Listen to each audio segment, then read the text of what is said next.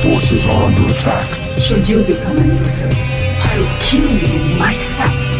Hey there, StarCraft fans! It's Falcon Paladin coming at ya with yet another edition of StarCraft Brood War Remastered. Today, gonna be a mysterious Barcode player versus Best. Weird stuff, man. Top right, it's gonna be a Brown Zerg player. It is Barcodey. And on the bottom left, it is Best. Now, it is very rare when RJB does not know who a Barcode player is because he's got a program that analyzes patterns in hotkeys as well as patterns in build orders and stuff and figures out who Barcode's players are. That is how we know who Flash was back last summer when he showed up to the ladder in a Barcode and started playing. It took us a while, but we figured it out. So, who is this? He's got 500 APM here. If he can sustain it and give Best a good game, then I think it's somebody that we know, right? Maybe it's Hero. Maybe it could be Soulkey under a Smurf name here. Who knows? How exciting. This is going to be a Patreon cast at patreon.com/Falcon Paladin. For those of you who are supporting me for $1 a month, folks, that's all it takes to support the Falcon these days. If every one of you who watch these supported me at patreon.com/Falcon Paladin for $1 a month, I wouldn't have to be looking for a job right now. I could be doing the live streaming, giving you videos every single day, really putting my time into making these things as good as they can. So consider using patreon.com for $1 a month. Easy peasy and the lemonest of squeezies. Hatch firsting is our guy Barcode over here. APM, not 500 anymore. It's dropping a little bit. Got to keep an eye on that. We know people that do spam 500 APM to start a game, and then by the 10-minute mark, they're at like 150. And you're like, all right. Okay, you're a fraud. You're part of the frauds club, man. That's what you are. Gate opening from Best. Want some Zealot pressure coming in. Ye old probes scouting out. Sees the Overlord. Says, okay, this is where I'll send my Zealot. Because Terry is heading over to the left here. Drone heading down to the south. And sees the hatch first and says, excellent. My Zealot should be able to get some damage done. But cross spawn is a longer rush distance than on the same side of the map. So that's going to be a little bit annoying.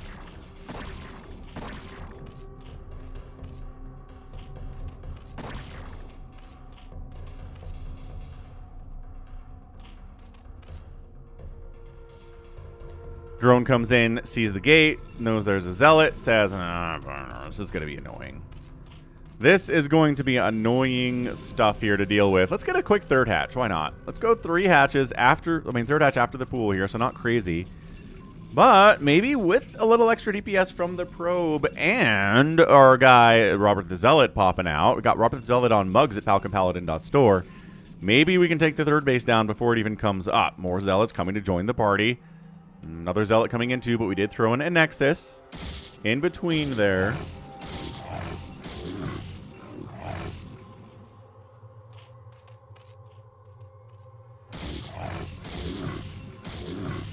Here comes some Lings to save the day, and yeah, should be fine. Turns out hatches have a lot of HP, and turns out one Zealot, which does hit like a truck, is not enough to kill this thing by himself in really any decent amount of time here. It's like vultures trying to take down a hatchery. They can do it! Actually, that's a good question. How many vultures... Like, how long does it take one vulture to kill a full HP hatchery versus how long does it take a Zealot to kill a full HP hatchery? Obviously, the Zealot's going to win that because they do more damage to the hatch. But how many vultures do we need to equal the damage that one Zealot is doing on a hatchery? Maths! I'm not doing maths right now. We don't have a Terran here anyway. What am I talking about? How about a probe? How many probes do we need to do the damage of one Zealot to a single hatchery? Great questions, man. Great questions. Lair coming in, no metabolic boost here. Cybercore warping in now too from Best. Now, Best might know who this is. That's what's kind of fun about this. Best might actually know who this is. But we don't. And Best is not telling us. So he does seem to be taking it seriously. Look, man, if you're on the ladder and you run into someone who's a Barcode player, you better certainly have some capability to take them seriously, because if you don't, you're going to get stomped by someone who's better than you are. Although, in best case, right now, that's probably only Soulkey, considering how ASL 19 went. Right. So, what do we got? Lair finishing up. Metabolic boost coming in. And this is very, very standard PvZ shenaniganry for this map. Just nothing crazy here on Polypoid, right? Nothing at all. It's a gate opening versus a hatch first. So Zealots were produced. They try to kill some stuff. They're going to try to kill some more stuff. There's a +1 attack on the way here for ground weapons before the Citadel gets started. Interesting. So no Citadel yet, but a Stargate got fired up and a Spire is coming in from our Zerg. So this, this is one of those things, isn't it? We'll talk about that in a second here, but this is enough Lings to handle these Zealots, man. I mean, Zerg players that know maybe overmade Zerglings a little bit here, but there's another Zealot to deal with, so who's to say?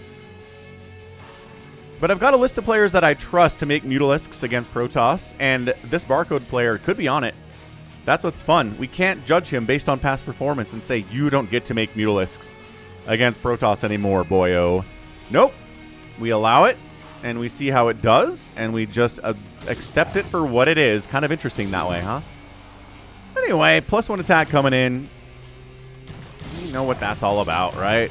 Corsairs versus things like Mutalisks and the Scourge. Really good with that upgrade. So now the question becomes, how many Mutalisks will actually be produced? Not really saving up a ton of larvae for this either. So he immediately makes 1 pair of Scourge and a Carapace upgrade. So that indicates he does want to make Mutalisks, just not right this very second. He also does not have a Hydra Den. Nor is there one on the way. So it's like he's going Ogre Zerg, but he hasn't made any Mutalisks yet. He is droning, he's getting Overlords, he's making macro hatches.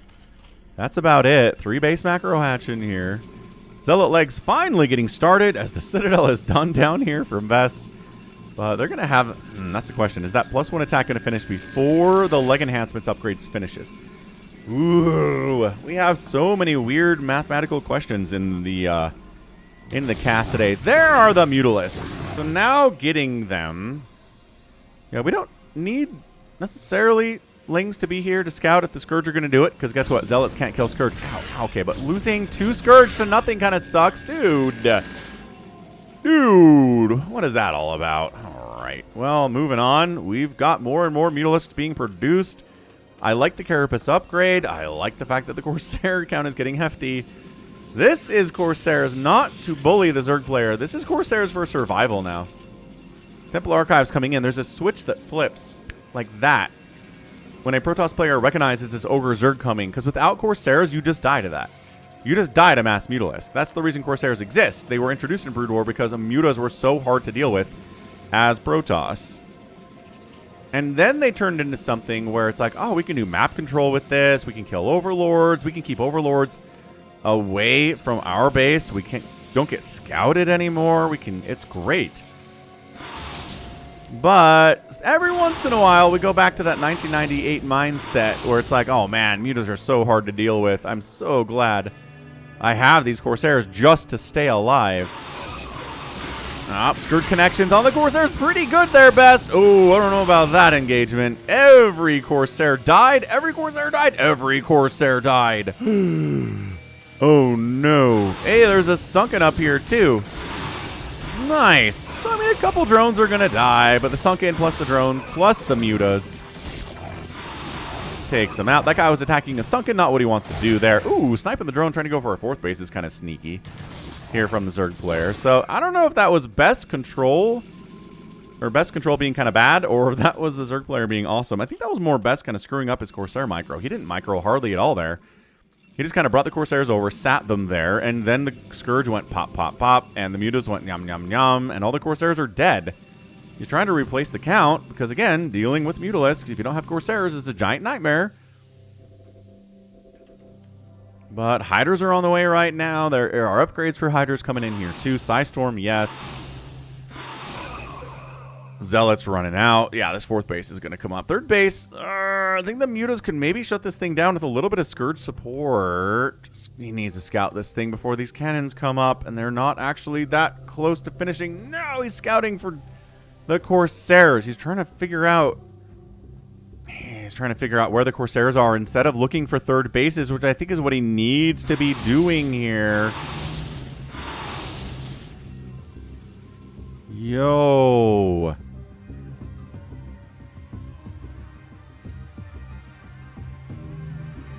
Well, now he's going to check it, but now the cannons are done, so that's over. Yeah, 3 cannons, great. So yes, you can survive against a handful of mutos with a couple cannons. But once we get into more of that, it gets really, really tough to deal with. Which is why Corsairs, again, were invented wholesale from whole cloth. Well, is that true necessarily? Do you think the idea for the Corsair existed in the minds of the game developers at Blizzard back in 1998 and they couldn't fit it into StarCraft 1? And then they were like, oh, but it's popular. We can get an expansion. And the expansion, we can bring the Corsair in. Maybe. Maybe so. Or maybe it was brand new. Who knows? Not me. 1998. Big year, guys. Big year. Half-Life came out that year, too, which is nuts. There's all these rumors about it. Half-Life 3 coming out this year, which I'm not buying it. I'm not, like, sitting on my computer refreshing Steam trying to see when it comes on sale, but I'm kind of excited. I think it could be interesting. Anyway, Hydra's here. Couple cannons, couple storms. Yeah, exactly 2 storms, 3 storms now. Close to 5 storms or 6 storms coming in, though. So this is going to be a nightmare for Hydras pretty soon. Not committing Zerg player. 4th base, getting saturated. Another macro hatch. Who macro hatches this much action? This could be Sulky, man. I think he's playing as well as Sulky does. But I imagine it's fairly easy to figure out if a Barcode is Sulky. We just have a lot of his games. We could figure out his hotkeys and everything else. APM has settled down to 300, by the way. I know you guys were, you know, waiting for me to mention that. You're like, look, Falcon, it's 300 APM instead of 500 now. Yes, it is. If you're at 500 APM and you drop down to a consistent 300 APM, we'll allow it. That's not something to be mad about. Anywhere from, honestly, about 250 and up, I think I rock with. I think a pro player at 250 or up, I'm not even going to notice. Best is actually at 320. Little faster on the APM the Protoss player is. Interesting. Usually a slower race. But that's okay. You can play faster at Protoss if you want. Top side base coming in here from Barcode. He's getting melee attack upgrades. Kid Aaron amulets coming in for Ye Old High Templar. There are so many storms. He hasn't had to bust out a storm yet. So a lot of these, yeah, coming close to 200. Coming close to 200 energy, which means they're very, very big targets for those Mutalisks to pop like balloons. Adrenal's coming in. It's a good Zerg player. He didn't forget about Adrenal. Hooray! Oh, these Mutas are just taking 3 hits without getting anything done. I guess they've got a pretty good idea. There are High Templar. Great. There's a 3rd or a 4th base down here. Yes. Zealot trying to get up this ramp, but guess what? Lurker eggs mean that you mostly can't. Well, again, not that greatest micro here on those Corsairs, but at the same time, okay, they're all dead again. What? I don't know what's going on with Best. I don't think that was a high-level play, sir. Ling's trying to jump in here. They don't have the Adrenal yet, so look. Is he fallen back? He's like, I'll engage once Adrenal is done, or I'm forced to engage, which is entirely possible. He could be forced to engage here.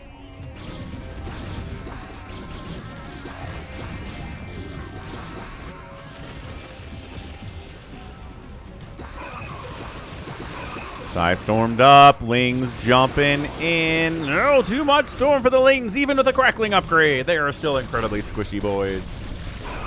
Okay, coming up this ramp could be the difference between winning and losing here for Best.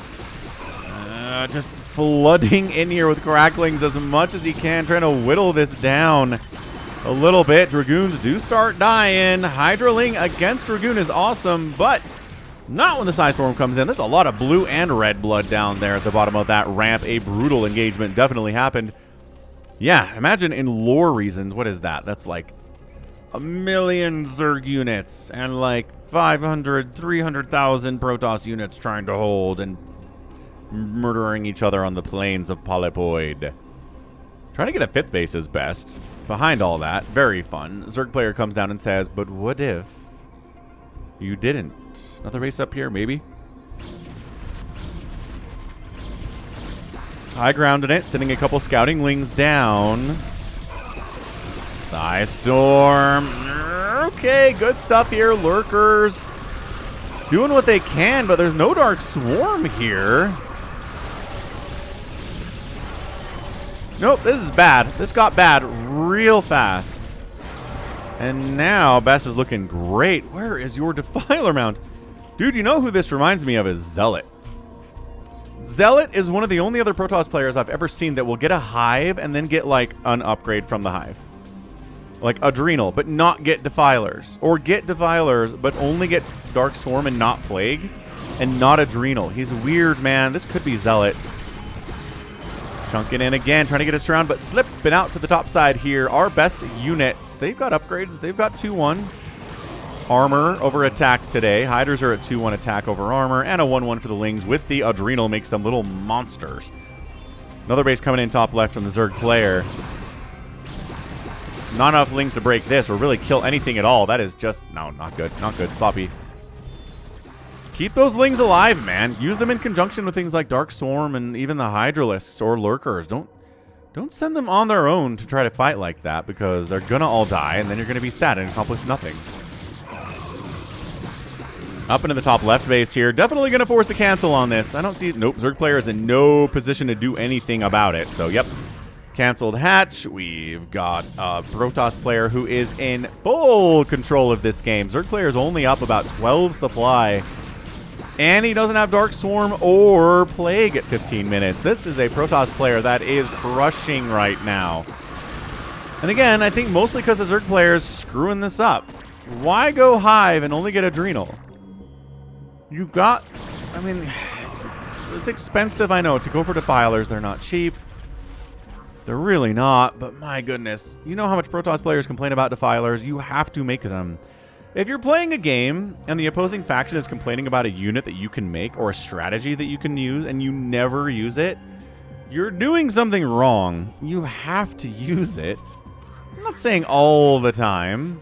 Not every game. You don't have to, oh, I can't Ling Rush. I have to get Defilers and use them in this game. Oh, look, it's fine. But if you get to Hive Tech, use the Defiler. Left side 9 o'clock base in trouble. There are no High Templar or Reavers here. Oh, that's an oversight from Best for sure. Yeah, 70 to 56 workers now. This base gets canceled, but I think this is a big win for the Barcode on the other side of it here. Yeah, that Nexus is going to die. So he kills an actively mining base in exchange for getting a couple bases canceled. I think that's a win for the Zerg all the way across. The last 3 minutes have been victorious for him. He's coming down to escort the drone to take this base, which is good now. Because, you know, escorting is nice. But, yeah, this is an entirely Defileless. I would call it Hydra Lurker too long, and he's going to die. But he's got Cracklings. And the Cracklings change everything. In every one of these Hydra Lurker games that I get mad at where the Zerg player doesn't do anything but Hydras and Lurkers, I'm like, man, if you had Cracklings right now, it would help. I'm not saying you'd win, but it's so much better than uncrackling Zerglings with 1-1 or 2-2. It's just a massive, incredibly amazing upgrade. So if anybody's going to win without Defilers, it's going to be this Zerg player here, because at least he went for the Adrenal upgrade. Good man. Coming in, flanking in, Psy Storms flowing heavily here, but are we out of Storm? No, there's always another Storm. That's the nature of this matchup. There's always another Storm. Free Archons are free. Best is up about 6 supply now. That's not where he wants to be either. This base is not getting reestablished. This army's kind of stuck up here. Yeah, congratulations canceling a base. You can't help your friends in the middle of the map anymore. This is way too much to be denying a base. Because look, the Zerg player's down here. There are more places to expand. So Best says, all right, I guess we need the 9 o'clock back. Yeah, look at these Cracklings being like, nom nom nom nom nom nom Zerglings, or Zealots, nom nom nom nom nom nom nom nom nom nom. Yeah, 2-2 Cracklings, sir. He's giving them 3-3-2. He's going full-on Crackling with no Defiler Mound. No Defiler Mound, no problem. Against Best? Interesting idea. Yeah, I think Zerg player might win this thing. Look at this. Look how much of Best's army is stuck in the top left. If he had this here, it would be a different game. Probes dying all over the place. Nexus in a lot of trouble. He might clean this up, but he's got 30 probes to 70 drones. I mean, if these Lings focused on it, I think they could get it, but also they got distracted by Zealots because there's a round of macro happening with 20 Hydras at a time being produced. This is all I ever wanted, you guys. Every time I get upset at a Zerg player making Hydra Lurker forever and losing, it's very sad, is Adrenal. Just get Adrenal. That's all we need.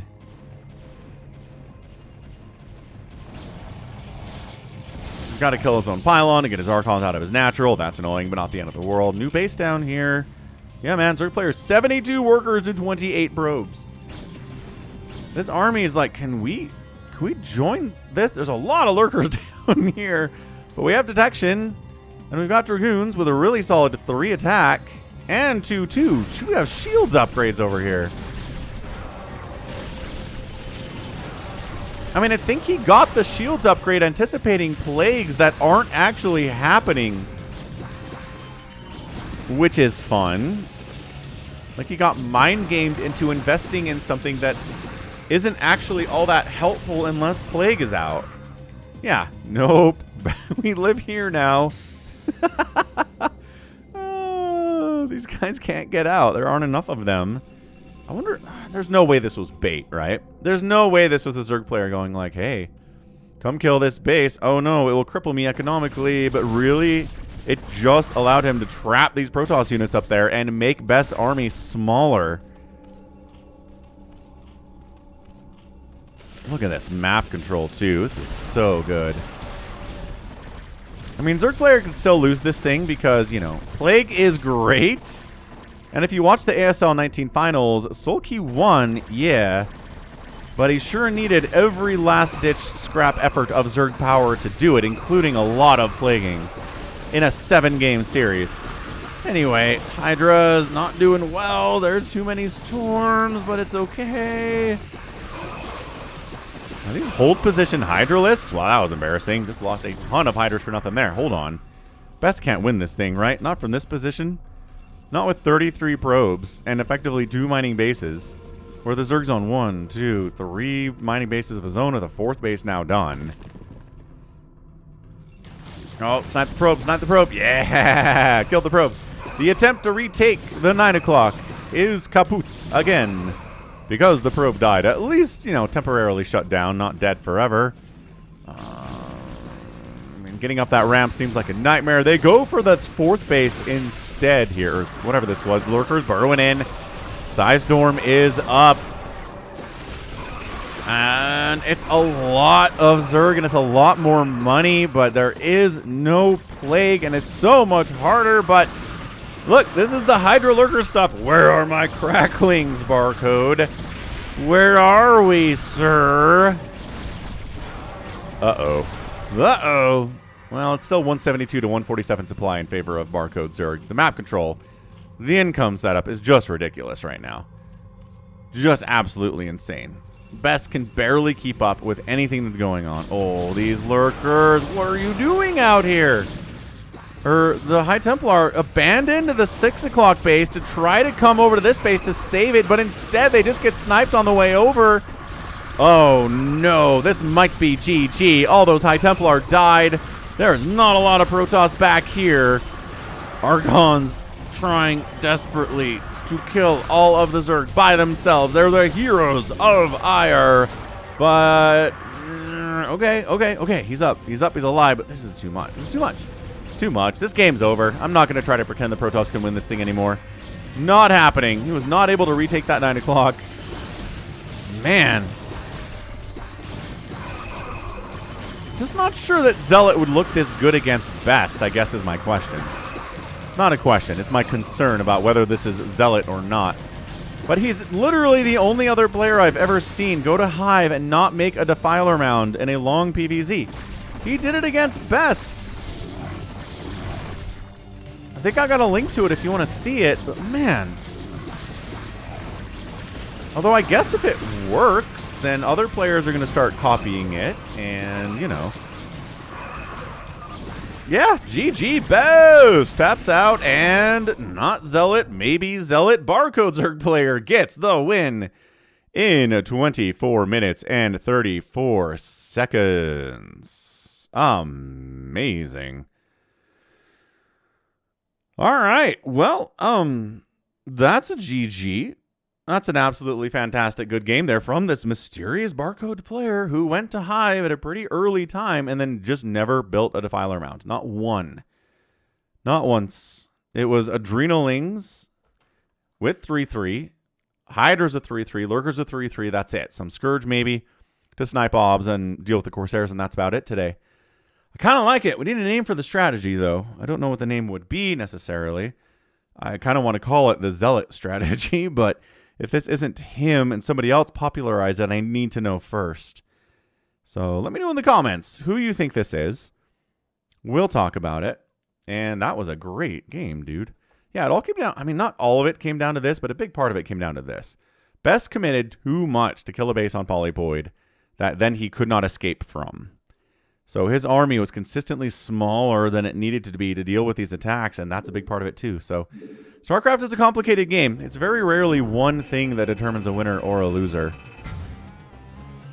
238,000 to 229,000 points here in favor of our mysterious Barcode. We got an outproduction of 9-2, but a 3-1 outkill for our guy Best. Not able to keep up with his production. Look at that. Almost 1,000 Zerg units produced in 24 minutes. 19-0 buildings raised. Resources and outspent by the Zerg of a decent chunk in 24 minutes. And mysterious and handsome Barcode Zerg player gets the win in 24 minutes. All right, that's a GG. So thanks so much for coming. Thanks for watching this this game here today. It's going to be it for me. This has been Falcon Paladin coming at you with yet another edition of StarCraft Brood War Remastered. Go ahead, hit that like button, hit that subscribe if you like what you saw and what you heard today. You can also catch me on Twitter, Facebook, Patreon, Twitch, Instagram, TikTok, and Blue Sky, all at /Falcon Paladin. And until next time, as always, thank you so much for watching, and you take care of yourself.